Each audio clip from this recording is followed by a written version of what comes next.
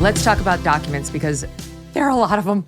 It's a whack-a-mole situation now where they're coming out of the ears of everyone Biden knows, every house he's ever lived in, every office he's ever, despite this assurance from the normally totally reliable Karine Jean-Pierre last Thursday. Listen to what she said. In the statement from the special counsel that the second set of documents said the lawyers have completed the ongoing review by the president's legal team last night.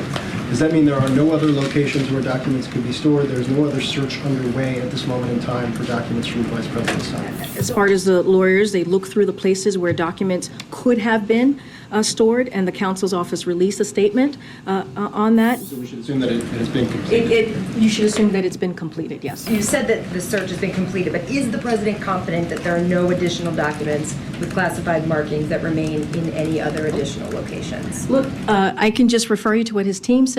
The search is complete. He is confident in this process. The search is complete, and we were supposed to be done with all this nonsense, but now we've got 5 more documents. First, there was his D.C. office in connection with his affiliation with the University of Pennsylvania, which conveniently got millions of dollars from China after they forged this relationship. The university did, where his documents were apparently unprotected, though he claims locked closet, maybe. He himself said they were in a locked closet, or at least a closet. Box says, and then box, he said. So we're really not sure what was found there. That was number 1. Then came his garage, but fear not, because it was next to his Corvette, which apparently he wants us to believe he took pains to protect like it was in a garage. Then 1 document from inside his home. That was post assurances that they had found them all. And now these additional 5 documents that they found on Saturday, none of which were found by the FBI, guys. None of which were found by it's like Biden's personal lawyer touching the documents, searching for the documents, looking at the documents. Now it's like a White House lawyer who claims he has security clearance, but that's not true for all of these discoveries. So, Rich, where are we on, Document Gate Part 2? Yeah, well, obviously it's a major embarrassment, and it's funny on top of everything else. That's really what gives a political story extra resonance when it's really amusing. And the defense that, wow, these documents were in a locked garage next to my Corvette is a highly amusing thing to say. It's obviously not the standard that we've ever been used to people having for classified documents before. And I wonder who thought initially, oh, we better look in the garage, right? And we've seen that they did that ad where he was backing up the Corvette into the garage in 2020. And you can see like a classic, there's a set of drawers or something that is probably there. But how did they get there? How did they get there when you're supposed to be extra special concerned with protecting classified documents, as we've heard from the White House? So is he going to get prosecuted for this? No, you can't prosecute a sitting president. Are there circumstances that make it different than what Trump did?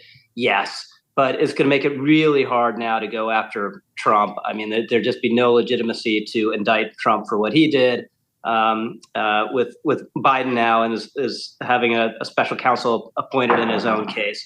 So it's embarrassing, and then has this knock-on effect of making it harder to go after Trump. And our colleague Andy McCarthy, former prosecutor, has very good judgment on this stuff, was up to 70% chance Trump was going to be indicted, and thinks now that the odds are falling by the day.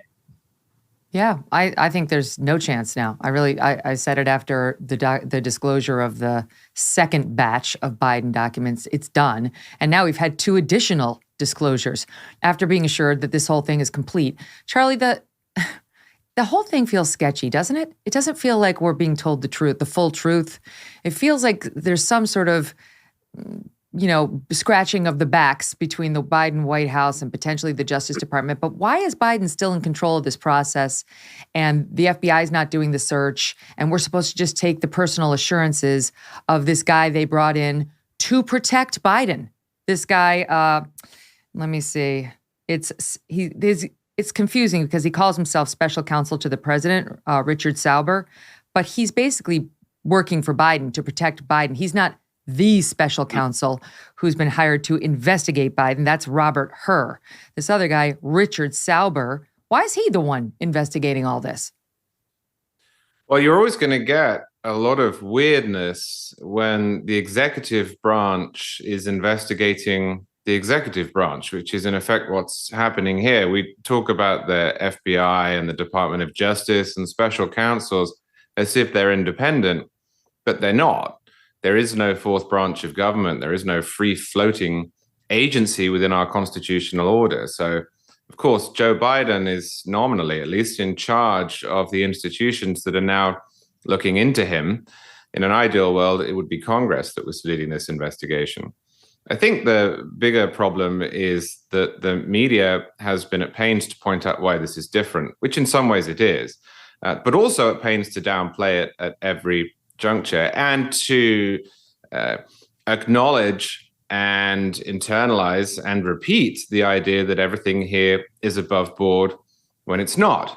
In the grand scheme of things, I think Biden's infractions here, which are real and which are serious, are probably the least egregious of the big three: Hillary Clinton, Donald Trump, and Joe Biden. But that doesn't mean they're not extremely serious. And it certainly doesn't mean that everything here is above board and that Biden has followed all the proper procedures. You just mentioned that the investigation here seems to be primarily being carried out by Joe Biden's lawyers.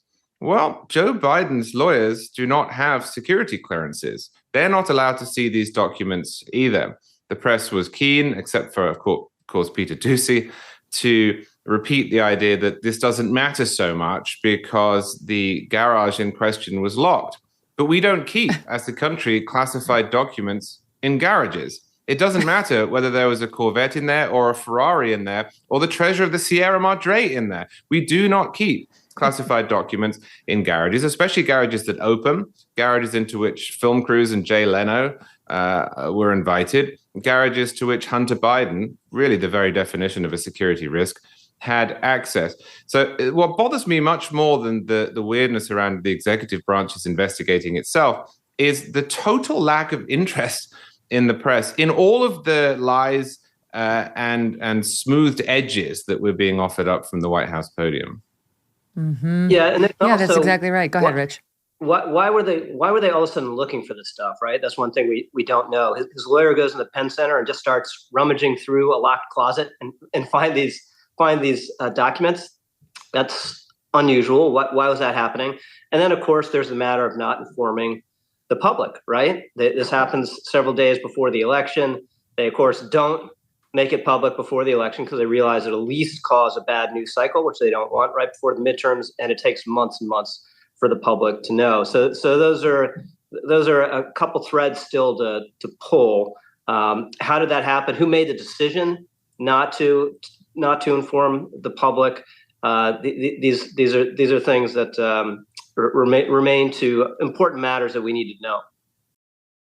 Like many people these days, I am trying to eat healthier. And that is why I love good olive oil.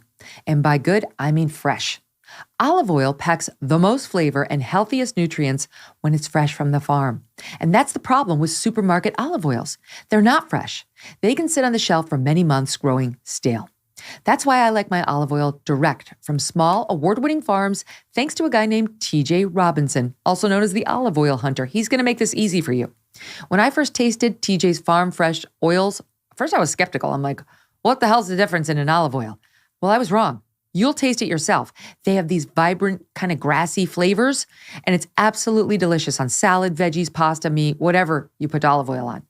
As an introduction to his fresh pressed olive oil club, TJ's willing to send you a full-size $39 bottle of one of the world's finest artisanal olive oils for just $1, and that just helps him cover shipping.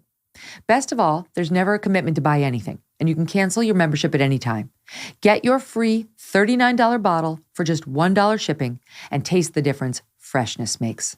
Go to harvestfreshnow.com, harvestfreshnow.com for a free bottle and pay just $1 in shipping. harvestfreshnow.com. Hey, thanks so much for watching. If you like what you just saw, hit the subscribe button for more clips and full episodes.